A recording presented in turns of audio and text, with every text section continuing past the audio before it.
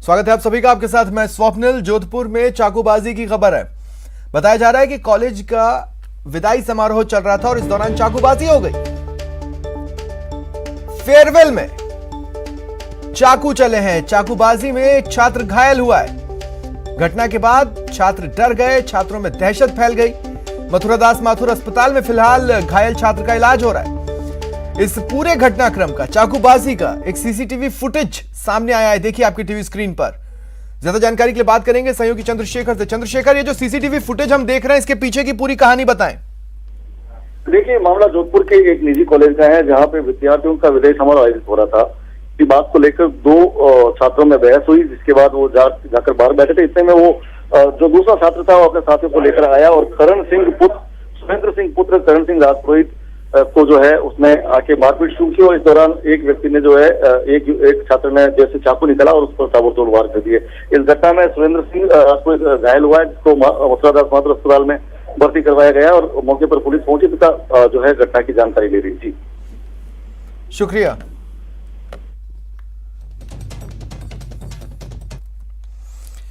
चलिए बढ़ते हैं आगे।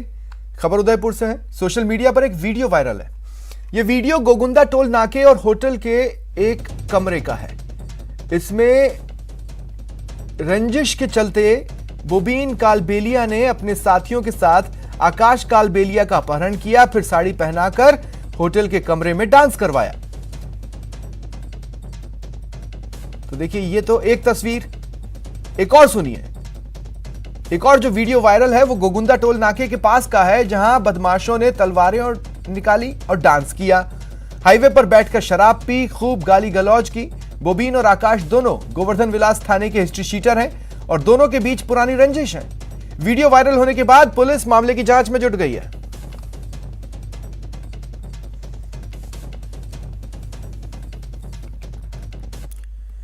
झुंझुनू में कांग्रेस के छात्र संगठन एनएसयूआई के कार्यकर्ताओं पर पुलिस ने लाठियां भांजी हैं। इसमें एनएसयूआई के कई कार्यकर्ता घायल हुए हैं। कईयों को पुलिस ने हिरासत में लिया। दरअसल आज शहर के मोरारका कॉलेज की समस्याओं के समाधान की मांग लेकर एनएसयूआई के पूर्व जिला महासचिव राहुल जाखड़ ने अधिकार रैली का आयोजन किया था। यह रैली मोरारका कॉलेज से शुरू होकर कलेक्ट्रेट तक पहुंची। पहले छात्रों ने कलेक्टर को मौके पर बुलाने की मांग की, लेकिन प्रशासन द्वारा मना किए जाने पर राहुल जाखड़ अपने साथियों के साथ कलेक्ट्रेट के गेट पर चढ़ गए। गेट तोड़कर अंदर घुसने की कोशिश की तो पुलिसकर्मियों ने लाठियां बरसाई।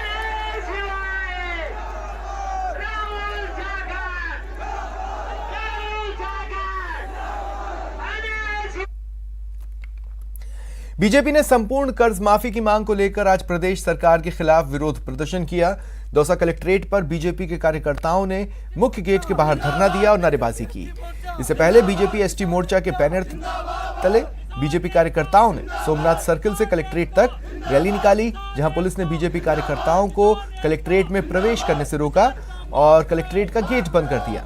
फिर बीजेपी कार्यकर्ता कलेक्ट्रेट के गेट के बाहर धरने पर बैठे और प्रदर्शन किया। बीजेपी कार्यकर्ताओं का कहना है कि 3 साल पहले प्रदेश में कांग्रेस की सरकार आई थी, तब वादा किया गया था कि 10 दिन में संपूर्ण कर्ज माफी होगी, लेकिन 3 साल बाद भी किसानों के कर्ज माफ नहीं हुए।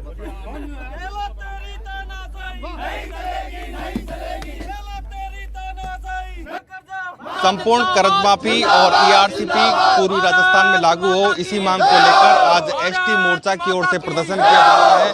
दौसा के कलेक्ट्रेट के बाहर यहाँ पर जो बीजेपी के कार्यकर्ता हैं वो प्रदर्शन कर रहे हैं। एसटी मोर्चा के कार्यकर्ता यहाँ पर आए हुए हैं, किसान आए हुए हैं। ये मांग कर रहे हैं कि राजस्थान की सरकार संपूर्ण कर्ज माफी करे, साथ ही जो कर्ज है वो वापस भी दिया जाए। जिलाध्यक्ष रतन तिवारी हमारे साथ हैं। जिलाध्यक्ष, क्या मांग लेकर आए हो, किस मांग के लिए? देखिए, राजस्थान की जो गहलोत सरकार है उसने ये वादा किया था अपने घोषणा पत्र में कि वो किसानों का संपूर्ण कर्जा माफ़ करेंगे, और इनके नेता राहुल गांधी ने 1 से 10 तक गिनती बोलकर ये कहा था कि राजस्थान के किसानों का हम 10 दिन से पहले कर्जा माफ़ कर देंगे। उनका कर्जा आज तक माफ़ नहीं हुआ। हम याद दिलाना है अशोक गहलोत को कि वो उनका कर्जा माफ़ करे और ईस्टर्न कैनाल की योजना जो वसुंधरा जी के शासन में भेजी थी हमने, उसमें अपने राजस्थान का हिस्से का पैसा दे ताकि केंद्र सरकार उसको लागू करे। एसटी मोर्चा के जिलाध्यक्ष दौलत राम हमारे साथ हैं। क्या मांग है आपकी और क्या कर रहे हो यहाँ पर? आज हमारे एसटी मोर्चा के नेतृत्व में, भाजपा एसटी मोर्चा के नेतृत्व में पूरे जिले से संपूर्ण किसान यहाँ पधारे हैं, मौजूदा किसान। और हमारी एक ही मांग है कि राजस्थान सरकार बनी थी, उससे पहले कांग्रेस के मुखिया राहुल जी ने घोषणा की थी कि हमारी सरकार बनी तो किसानों का संपूर्ण कर्जा 10 दिन में माफ़ कर देंगे। लेकिन आज 3 साल बीत चुके हैं, उसके बावजूद भी कांग्रेस सरकार सोई हुई है। और दूसरी जो हमारे पूर्वी राजस्थान के 13 जिलों के लिए ईस्ट कैनाल योजना वसुंधरा राजे जी ने लागू की थी, उसको राजस्थान सरकार लेकर के बैठी हुई है। हमारे किसानों को सिंचाई के लिए पानी की व्यवस्था नहीं है, इसलिए हमारे दौसा जिले के संपूर्ण जो महत्वपूर्ण बांध है, नदियां हैं, उनको इस योजना से जोड़ करके हमारे किसानों को चप्पे चप्पे पे पानी दिया जाए, इसलिए हम यहाँ पर बैठे हुए हैं। बिल्कुल, लगातार बीजेपी जो कार्यकर्ता हैं वो धरना प्रदर्शन कर रहे हैं और ये कलेक्ट्रेट के बाहर धरना प्रदर्शन जारी है। और इनकी मांग है कि राजस्थान में संपूर्ण कर्ज माफी किया जाए, क्योंकि जब कांग्रेस की सरकार आई थी तो ये वादा किया गया था कि 10 दिन में कर्ज माफी कर दी जाएगी, लेकिन 3 साल बीत जाने के बावजूद भी राजस्थान में कर्ज माफी नहीं हुई है। ऐसे में जो बीजेपी के कार्यकर्ता हैं संपूर्ण कर्ज माफी की मांग कर रहे हैं। आशीष शर्मा, न्यूज़ 18 दौसा। बाड़मेर जिले के चौहटन सामुदायिक स्वास्थ्य केंद्र में नसबंदी के दौरान एक महिला की मौत का मामला तूल पकड़ रहा है। करीब 40 घंटे से ज्यादा का वक्त बीतने के बाद भी परिजन मृतक का शव उठाने को तैयार नहीं है। जिला प्रशासन से 3 दौर की बातचीत के बाद भी हल नहीं निकला।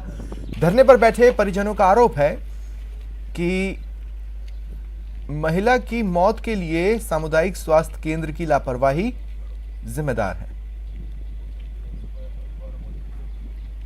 हमारी मांग मुख्य यही कि मुलजिमों को गिरफ्तार करो और 10 लाख रुपए इनको आर्थिक सहायता और मुलजिमों को गिरफ्तार किया जाए। जो नामजद मुलजिम है डॉक्टर, उसको यही बात थी। इसको लेकर के कल एक वार्ता हुई थी, आज फिर एसडीएम साहब और सीएमएचओ और पीएमओ और उस कंपनी का प्रतिनिधि से भी यहाँ आ रखा, उनसे इन्होंने बात की, लेकिन हमारी अभी तक सम्मानजनक मतलब मांग पूरी नहीं होने के कारण हमारी वार्ता अभी टूट गई। ये तीसरी दौर की वार्ता हो चुकी है और इसमें हमारी मांग थी, ये जो परिवार है गरीब परिवार है और प्रशासन भी ये मानता है कि गलती हुई है कहीं न कहीं। उसकी जो डेथ हुई है वो लापरवाही से हुई है, इसमें कोई दोहराई नहीं है। कोटा के रामगंज मंडी के माधोपुर कॉलोनी में 16 घंटे से लगे जाम को खोल दिया गया है। ये जाम 2 चचेरे भाइयों की हत्या के बाद गुस्साए लोगों की ओर से लगा था। एसडीएम के आश्वासन के बाद परिजन मृतक का शव हटाने और स्थानीय लोग जाम खोलने को तैयार हुए। एसडीएम और डीएसपी समेत कई अधिकारियों ने लोगों को मृतक के परिजनों को उचित मुआवजा दिलवाने, मृतक के भाई को निजी कंपनी में नौकरी दिलाने और दोषी पुलिसकर्मियों के खिलाफ कार्रवाई का आश्वासन दिया।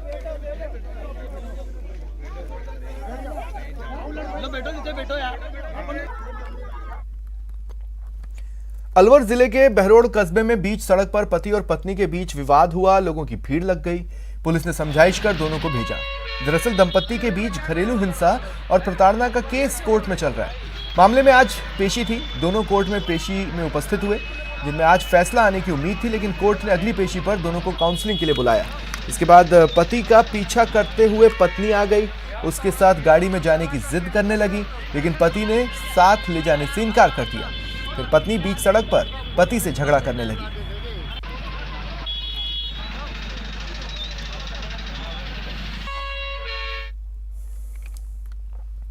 भरतपुर जिले के चिकसाना थाना क्षेत्र के गांव जाटोली रतवान में मामूली कहासुनी को लेकर 2 पक्षों में विवाद हुआ, जिसमें एक पक्ष के युवक ने दूसरे पक्ष के युवक पर फायरिंग कर दी।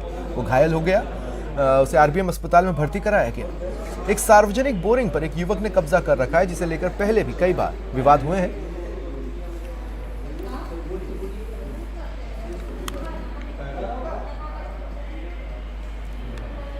गोली चलाई थी मेरे ऊपर और चुनौती दे रहा था कि तेरे को देखूंगा पहले, उससे पीछे देखूंगा। और फिर पहली गोली नीचे पड़ी और दूसरी वाली मेरे पाँव में। कितने राउंड फायर किए होंगे उसने? 9-10 आ रहा हूँ। लोग के सिर ने गोली चलाई, आवाज में गोली चलाई, पूरे परिवार 10-12 फायरिंग करे, राउंड फायरिंग किया। किस बात को लेकर के फायरिंग? एक सरकारी बोरिंग है, गरीब जनता को पानी नहीं भरने देता, कोई बापों से समझते हैं उसमें। जो सरकारी बोरिंग है, पंचायत समिति 3 लाख लगाई हुई है, किसी की बापों नहीं है। बात ट्रक यूनियन के बड़े आरोप की। यूनियन का आरोप है कि परिवहन विभाग अपना मार्च टारगेट पूरा करने के लिए बेवजह सड़क पर दौड़ने वाले ट्रकों को निशाना बना रहा है। यूनियन का आरोप है राजस्थान में ट्रकों पर सबसे ज्यादा टैक्स लिया जाता है। उनका कहना है साल भर के 37,000 रुपए चुकाने के बाद भी परिवहन विभाग के अधिकारी चालान काटकर परेशान करते हैं। वहीं परिवहन आयुक्त ट्रक यूनियन की इस शिकायत को सिरे से खारिज कर रहे हैं।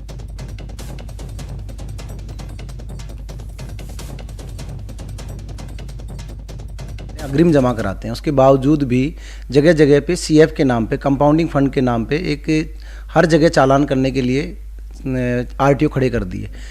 बॉर्डर से बॉर्डर तक कम से कम 20 जगह हमारे ट्रक रोके जाते हैं, जिससे डीजल और समय दोनों की बर्बादी है। ड्राइवर बड़ा हेरिटेड होता है, परेशान हो जाता है और इस तरीके से हमारे डीजल और समय दोनों की बर्बादी हो रही है, नुकसान भी हो रहा है, टैक्स हम जमा भी नहीं करा पाएंगे। गाड़ी अंडरलोड होती है, गाड़ी में कोई कमी नहीं होती, कुछ भी गाड़ी में कमी बता के अल्ट्रेशन के नाम पे कुछ भी बता के हमारे 5-5 हज़ार रुपये के हर जगह परेशान करके चालान किए जाए। ये 5,000 के चालान डबल टंकी के लिए काटे गए हैं, दोनों चालान 5-5 हज़ार के। जोधपुर में साड़ी की दुकान में चोरी के मामले में व्यापारियों ने नाराजगी जताई। इनका कहना है कि पिछले लंबे समय से सोजती गेट पर चोरियां हो रही हैं, जिसका आज तक खुलासा नहीं हुआ। 2 पुलिस चौकियों के बीच दुकान में चोरी को लेकर व्यापारियों में आक्रोश है और चोरों को गिरफ्तार करने और पुलिस गश्त बढ़ाने की मांग कर रहे हैं। जोधपुर के हृदयस्थल लखीसर के पास में मेरा बांधनी की दुकान पर जो बहुत महंगी साड़ियाँ का व्यापार है, उसकी दुकान पर कल देर रात्रि में चोरी हो गई है, जिससे हमारे सोचते के तमाम व्यापारियों में काफ़ी गुस्सा है, नाराजगी है। करीब 1.5 लाख रुपए का माल है, वो गायब हुआ है। काफ़ी माल वो निकालने की कोशिश में थे, लेकिन माल वो निकाल नहीं पाए और कैश था हमारे गले में और चांदी के सिक्के थे, वो सब लेके गए। कैमरे सब दुकान के उल्टे करके गए हैं। बगैर लाइसेंस और रजिस्ट्रेशन के चल रहे फर्जी सिटी स्कैन सेंटर को एसडीएम बांसवाड़ा और सीएमएचओ ने कार्रवाई कर सीज किया।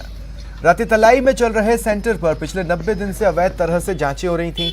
इस अवैध सिटी स्कैन सेंटर का संचालन सुभाष गुर्जर नाम का युवक कर रहा था, जिसने खुद कबूल किया कि उसके पास लाइसेंस नहीं है।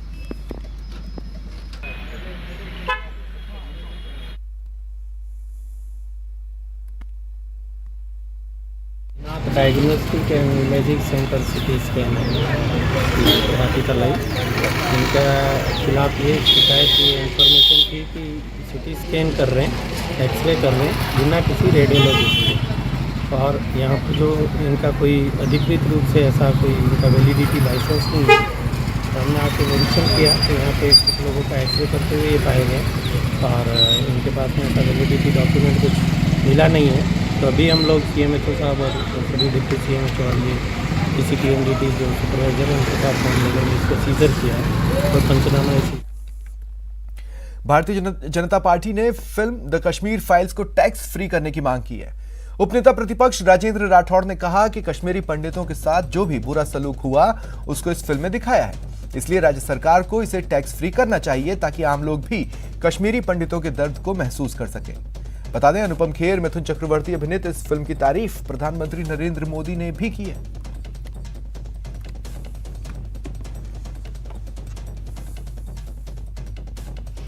एक फिल्म द कश्मीर फाइल्स एक दर्दनाक तस्वीर को दिखाती है। 1990 में स्वतंत्र भारत में जम्मू कश्मीर से जिस प्रकार पलायन हुआ, उस दर्दनाक मंजर को जिस फिल्म ने फिल्मांकन किया है, उसको बहुत से राज्यों ने, हरियाणा, गुजरात, मध्य प्रदेश, कर्नाटक जैसे राज्यों ने टैक्स फ्री किया है। मेरी सरकार से मांग है, राजस्थान की सरकार से मांग है कि राजस्थान के अंदर भी बड़ी संख्या में उस समय पलायन किए हुए आज भी कश्मीरी पंडित रह रहे हैं। इस व्यथा को देखने के लिए राजस्थान की सरकार भी द कश्मीर फाइल्स फिल्म को टैक्स फ्री करे। यूडीएच मंत्री शांति धारीवाल ने कोटा विकास पर हो रही राजनीति को लेकर खुला चैलेंज दिया। धारीवाल ने कहा कि कोटा में विकास कराने के लिए सरकार से कोई पैसा नहीं लिया गया।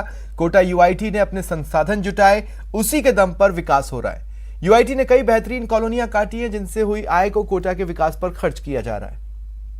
वो इस तरीके का आरोप लगाते हैं कि मैं राज्य सरकार का पैसा जो है वहां पर ले गया।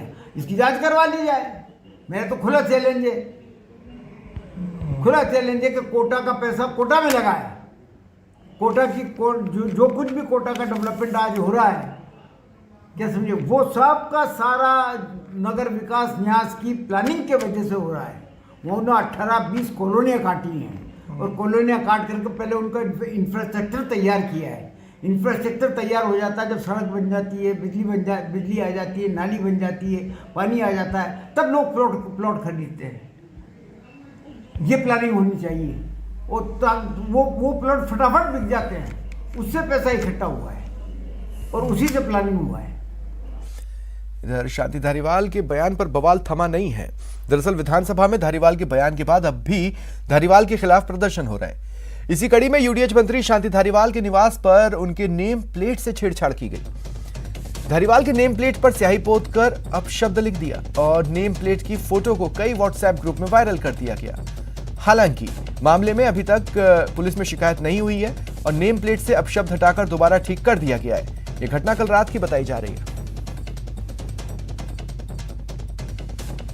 और वक्त एक ब्रेक का, ब्रेक के बाद दिखाएंगे गोविंद देव जी मंदिर में फागोत्सव के रंग।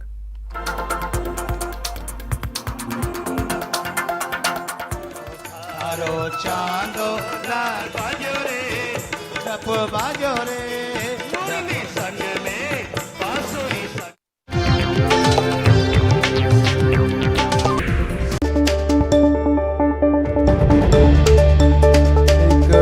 एक बड़ी खबर सुन लीजिए। आरएएस मुख्य परीक्षा नहीं टलेगी। सुप्रीम कोर्ट से आरपीएससी को राहत मिली है। 20-21 मार्च को ही आरएएस मुख्य परीक्षा होगी। 243 परीक्षार्थी परीक्षा में शामिल हो सकेंगे। आरएएस मुख्य परीक्षा को फिलहाल स्थगित करने की मांग उठ रही थी। याचिकाकर्ताओं ने परीक्षा स्थगित करने की मांग की थी। विवादित प्रश्नों पर याचिकाकर्ता अभ्यर्थियों को आपत्ति थी। इस मामले में सुप्रीम कोर्ट में सुनवाई हुई और सुप्रीम कोर्ट ने यह साफ कर दिया है कि आरएएस मुख्य परीक्षा यानी मेंस नहीं टलेंगी। आरपीएससी को बड़ी राहत है, यानी आरएएस की जो मुख्य परीक्षा है आरएएस मेंस 20 और 21 मार्च को ही होंगे।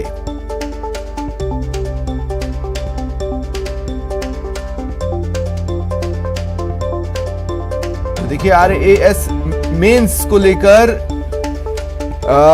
अब यह कहा जा सकता है कि एक तरह से संशय खत्म हो गया है।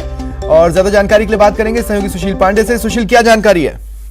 आज देखिए, सबसे बड़ी फिलहाल राहत की जो बात है वो फिलहाल राजस्थान लोक सेवा आयोग को सुप्रीम कोर्ट से मिली है। हालांकि इस पूरे मामले में जस्टिस के.एफ. जोसेफ और जस्टिस ऋषिकेश राय की पीठ ने एक बड़ा आदेश जारी करते हुए ये कहा है कि जो आरएएस की मुख्य परीक्षा थी वो नहीं टलेगी, यानी कि जो उसका तय समय था फिलहाल आयोजन का, यानी कि 20 और 21 मार्च, उसी समय पर फिलहाल ये परीक्षा होगी।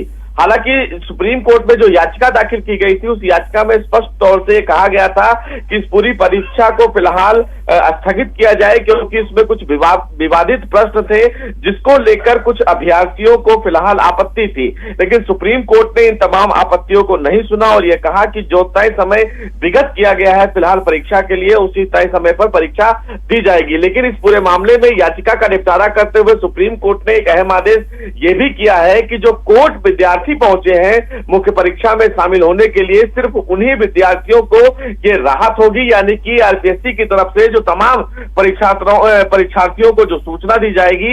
ऐसे में जो तमाम याचिकाकर्ता हैं उसमें 243 परीक्षार्थी परीक्षा में ही शामिल हो सकेंगे। जी मैं चाहता हूं कि क्या आप बता सकेंगे सुशील कि आरपीएससी को कुछ और भी कहा है, क्योंकि जो ये गलत क्वेश्चन वाली जो बात है वो लगातार जो याचिकाकर्ता है या जो अभ्यर्थी है वो उसे मेंटेन किए हुए हैं। जी देखिए, साफ तौर से ये कहा गया था याचिकाकर्ता की तरफ से, जो वकील कोर्ट में पेश हुए थे उन्होंने कहा था कि कुछ विवादित प्रश्न हैं जिसको लेकर इस पूरे मामले में राजस्थान लोक सेवा आयोग को आगे कार्य करना चाहिए। लेकिन सुप्रीम कोर्ट ने ये कहा कि जब राजस्थान लोक सेवा आयोग ने परीक्षा का आयोजन कर दिया है तो इतने कम समय में परीक्षा को टालना उचित नहीं होगा और निश्चित रूप से इस पूरे प्रकरण को एक स्पष्ट हियरिंग की आवश्यकता है। फिलहाल इतने कम समय में परीक्षा को टालना उचित नहीं है और अगर राजस्थान लोक सेवा आयोग ने इस पूरे मामले में आगे की कार्यवाही की है तो ऐसे में सुप्रीम कोर्ट के द्वारा इस पूरे मामले में कोई भी इंटरफेयर नहीं किया जाएगा। हालांकि इस पूरे मामले में केएम जोसेफ की तरफ से ये कोर्ट में जरूर इशारा किया गया कि अगर अभ्यर्थी इस पूरे मामले से संतुष्ट नहीं है तो वो सुप्रीम कोर्ट का दरवाजा दोबारा खटखटा सकते हैं, लेकिन अभी फिलहाल त्वरित राहत देने से फिलहाल सुप्रीम कोर्ट ने मना कर दिया। हाँ, तो अगर फ्यूचर प्रेडिक्ट करने की कोशिश करें सुशील, तो ये हो सकता है कि मेंस के बाद दोबारा याचिका करता जाए, तब सुप्रीम कोर्ट सुनवाई करेगी, लेकिन 20-21 मार्च को जो परीक्षा होनी थी वो होगी ही। जी बिल्कुल, देखिए साफ तौर से तमाम जो फिलहाल छात्र जिस उम्मीद से सुप्रीम कोर्ट पहुंचे थे और उन्होंने कहा था कि इस मामले में कई जो विवादित प्रश्न है उस पर फिलहाल इंटरफेयर सुप्रीम कोर्ट करे। सुप्रीम कोर्ट ने कहा कि इस पूरे मामले में अभी इंटरफेयर करने का कोई औचित्य नहीं है, क्योंकि तय समय पर परीक्षा होगी और तमाम तैयारियां पूरी कर ली गई है, लिहाजा परीक्षा टालना उचित नहीं होगा, क्योंकि तमाम छात्रों का भविष्य इससे जुड़ा हुआ है। लेकिन ये तय है कि अगर इस पूरे फिलहाल फैसले से तमाम जो अभ्यर्थी है वो संतुष्ट नहीं है, तो जैसा आप कह भी रहे हैं कि वो भविष्य में निश्चित रूप से उनका अधिकार है कि वो सुप्रीम कोर्ट का दरवाजा खटखटा सकते हैं। हालांकि सुप्रीम कोर्ट ने भी ये स्पष्ट किया है कि अगर इस पूरे प्रकरण को लेकर वो संतुष्ट नहीं होते हैं तो दोबारा वो कोर्ट का दरवाजा खटखटा। शुक्रिया तमाम जानकारी के लिए। लापरवाह अफसरों पर चिकित्सा मंत्री सख्त हुए हैं। प्रसादी लाल मीणा ने का कार्यकर्ताओं को यह टास्क उन्होंने दिया है कि जो अधिकारी ठीक नहीं, नाम बताइए। कार्यकर्ताओं से पैसे लिए तो धुआं निकाल देंगे, ऐसे अफसरों को 24 घंटे में बदल देंगे। काम करने के लिए पैसा लेना सबसे बड़ा पाप है।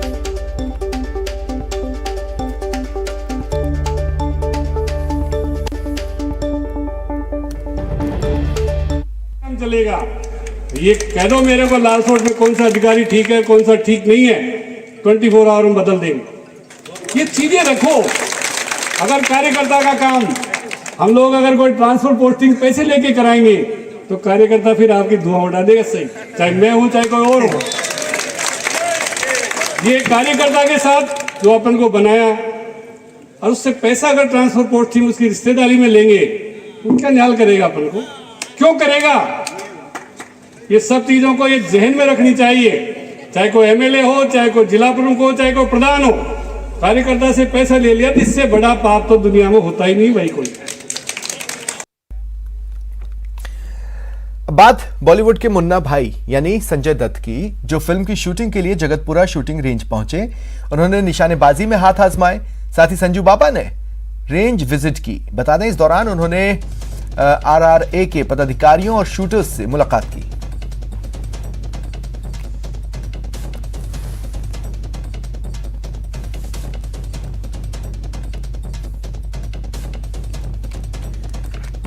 देखिए उनके बिताए पलों के दौरान के कुछ फोटोग्राफ्स आप अपने टीवी स्क्रीन पर देख पा रहे हैं। ये जगतपुरा शूटिंग रेंज की तस्वीरें हैं जहां पर आज फिल्म अभिनेता संजय दत्त पहुंचे और उन्होंने निशानेबाजी में भी हाथ आजमाए।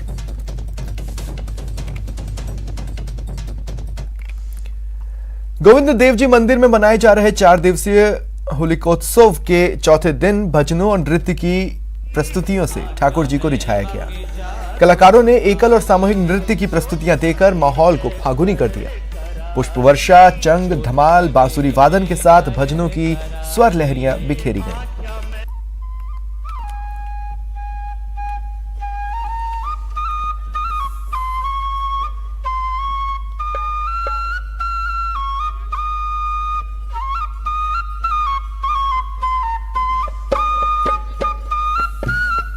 जादू भारी आँखा में बाकी जादू भारी, चोट कलेजे कर करारी, चोट कलेजे कर करारी, आँखा में यक जादू भारी, ओ आँखा में यक जादू रे भारी, चोट कलेजे करे है करारी, चोट कलेजे पे करे करारी, आथा में ले पिचकारी, होरी मेरार मजा आता में ले पिचकारी, हो यो चंचल नैन मुरारी।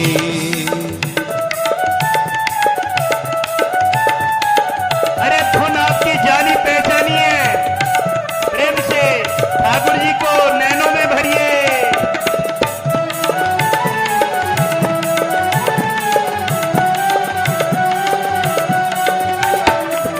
प्यारे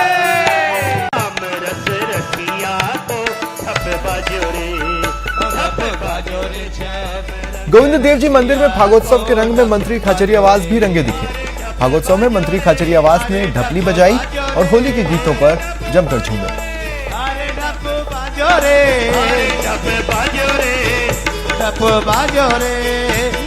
संग में बांसुरी संग में बाजो रे रंग रसिया, ओ ढप बाजो रे शाम रंग रसिया को ढप बाजो रे।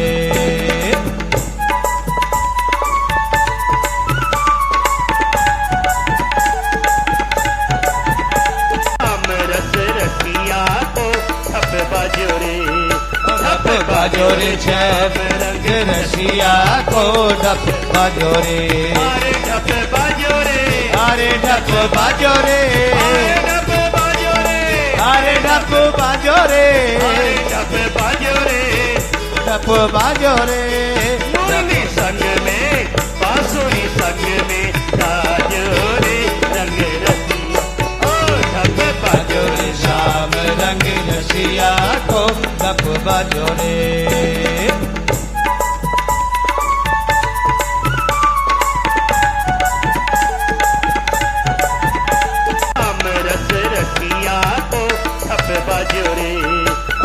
बाजो रे छब रंग रसिया को।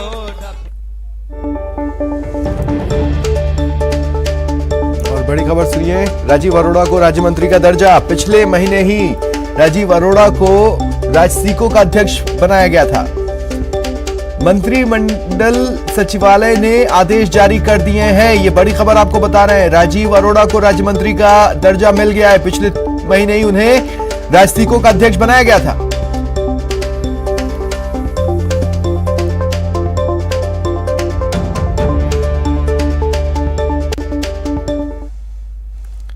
फिलहाल इतना ही, नमस्कार।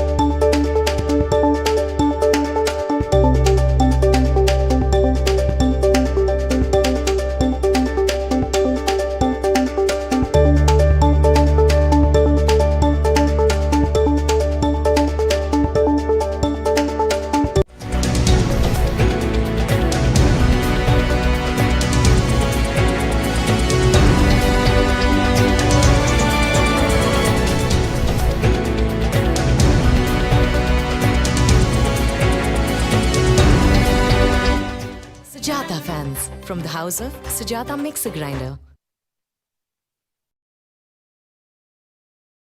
ज़्यादा उत्साहित होने की भारतीय जनता पार्टी के कार्यकर्ताओं को कोई ज़रूरत नहीं है। अभी राजस्थान है ये, राजस्थान के तो एक एक व्यक्ति के नसों में कांग्रेस जो है वो जमी हुई है। यहाँ के मुख्यमंत्री ने जो बजट दिया है और उस बजट से जो करोड़ों आदमियों को जो फ़ायदा मिलने वाला है, जब वो धरातल पे आएगा तब पता लगेगा इन्हें कि कांग्रेस की वैल्यू क्या है, कांग्रेस की मूल्य क्या है, कांग्रेस की नीतियाँ क्या है, कांग्रेस की नीतियों से कितना बड़ा फर्क आएगा। तो ये समझने की बात है। लगातार एक चुनाव में कांग्रेस हारती है, एक चुनाव के बाद जीती है। जहां तक उनका इस बार कांग्रेस के हारने का नंबर है और वो दो कारण से हारेगी। आंतरिक कलह से ग्रस्त पूरा केंद्र का कांग्रेस का जो सारा का सारा ढांचा है वो जर्जर है और आंतरिक कलह से ग्रस्त है। तो इस प्रकार से कांग्रेस का जो ढांचा ध्वस्त होता जा रहा है वो राजस्थान में होने वाला है और कांग्रेस को भी राजस्थान में दूसरा भी स्थान मिले कि नहीं मिले और वो मान्यता प्राप्त विरोधी दल की श्रेणी में भी आए कि नहीं आए, यह स्थिति कांग्रेस की है। एसओजी की टीम ने जयपुर में यह कार्रवाई की। पुलिस के एक सब इंस्पेक्टर सहित 3 तस्कर गिरफ्तार किए गए हैं। 35 बड़े हाथी के दांत, हाथी दांत का पाउडर बरामद किया गया है। एक रिवॉल्वर भी बरामद हुआ है। आरोपियों के कब्जे से 1.5 लाख रुपए भी बरामद हुए हैं। एक बाइक सवार बदमाश ने सड़क पर जाती एक महिला के गले से सोने की चेन छीन ली और मौके से फरार हो गया। बदमाश की यह करतूत वहां लगे सीसीटीवी कैमरे में कैद हो गई। तस्वीरों में देखा जा सकता है कि कैसे एक बदमाश सड़क पर जा रही महिला के गले से चेन छीन ली।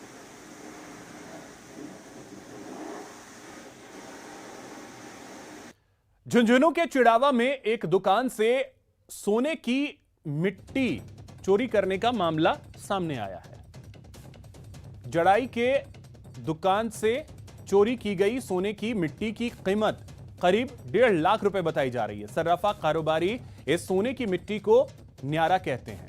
जानकारी के मुताबिक गौरी शंकर सोनी की रामलीला